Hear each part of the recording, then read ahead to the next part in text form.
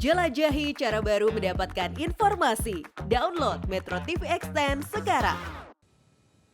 Selamat malam pemirsa, Anda menyaksikan Headline News pukul 20 waktu Indonesia Barat. Saya Marvin Sulistyo. Polisi akhirnya menghentikan penyidikan kasus penghinaan simbol negara terhadap pria yang melilitkan bendera merah putih kepada seekor anjing di Kabupaten Bengkalis, Riau. Kasus ini diselesaikan melalui restoratif justice.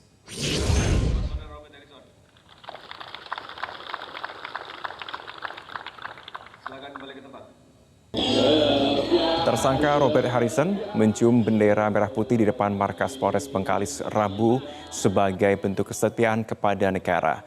Wakil Kepala Tata Usaha PT Sawit Agung Sejahtera mengakui kesalahannya dan berjanji tidak mengulangi perbuatan memasang bendera merah putih di leher anjing. Sebelumnya, Robert Harrison melilitkan bendera merah putih ke leher seekor anjing dengan alasan untuk memeriahkan Hari Kemerdekaan Republik Indonesia.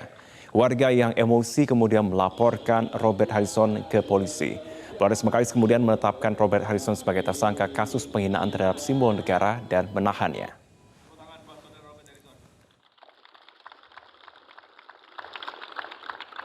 Silakan kembali ke tempat. Nih orang yang masangnya. Ini. Ya bang.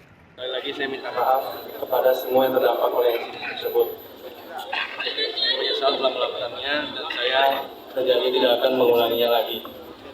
Dan terakhir saya ingin berterima kasih kepada semua pihak yang telah berpartisipasi untuk menyelesaikan masalah ini, terutama Polres Bengkalis yang sudah mengedepankan cara persuasif untuk menyelesaikan masalah ini. Lantas apa alasan Polres Bengkalis membebaskan tersangka Robert Harrison sebagai tersangka kasus penghinaan terhadap simbol negara? Selengkapnya kita tanyakan kepada Kapolres Bengkalis AKBP Setio Bimo. Selamat malam Pak Bimo. Halo, selamat malam Mas Marvin. Iya, Pak Bimo, apa dasar polisi membebaskan tersangka akhirnya setelah sebelumnya menyatakan penetapan tersangka ini memenuhi unsur pidana penghinaan simbol negara, Pak? Ya, dapat kami jelaskan bahwa sebenarnya penetapan status tersangka itu setelah pemenuhan alat bukti sebagaimana diatur dalam 184 KUHP terhadap pasal dipersangkakan, yaitu pasal 66 Undang-Undang Nomor 24 Tahun 2009, di mana di situ adalah unsur untuk menghina dan merendahkan kehormatan bendera. Tentunya itu akan menjadi polemik, karena apakah yang dipasangkan di seekor anjing itu bendera? Dan ternyata sesuai dengan keterangan ahli pidana dan ahli tata negara menyatakan bahwa bendera dalam barang bukti tersebut yang berukuran 13 kali 19 cm itu bisa dikategorikan sebagai bendera merah putih. Tentunya saat itu dinyatakan sebagai bendera merah putih, tentu ada tata cara penempatannya, pemasangannya. Dan dipasangkan di seekor anjing itu menurut ahli juga merupakan perbuatan yang tidak pantas dan itu bisa merendahkan kehormatan bendera merah putih.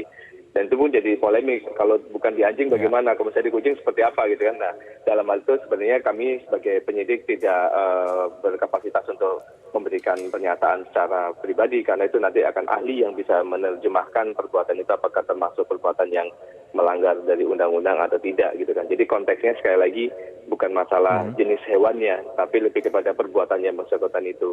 Namun, walaupun kita tetap menjalankan proses penegakan hukum, karena memang ada laporan polisi yang harus kita tindak lanjuti sesuai dengan mekanisme penyidikan, tentunya kami dari Polres Bengkalis tetap melaksanakan upaya-upaya yang sifatnya persuasif.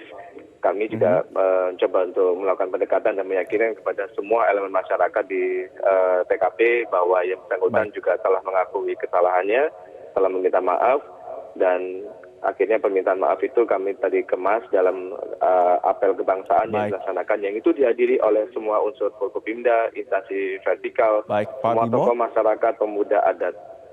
Apakah ada unsur desakan dari pihak lain, Pak? Seperti misalkan kritik publik yang sangat ramai di media sosial juga yang akhirnya kemudian mendorong akhirnya langkah restoratif justice ini dilakukan?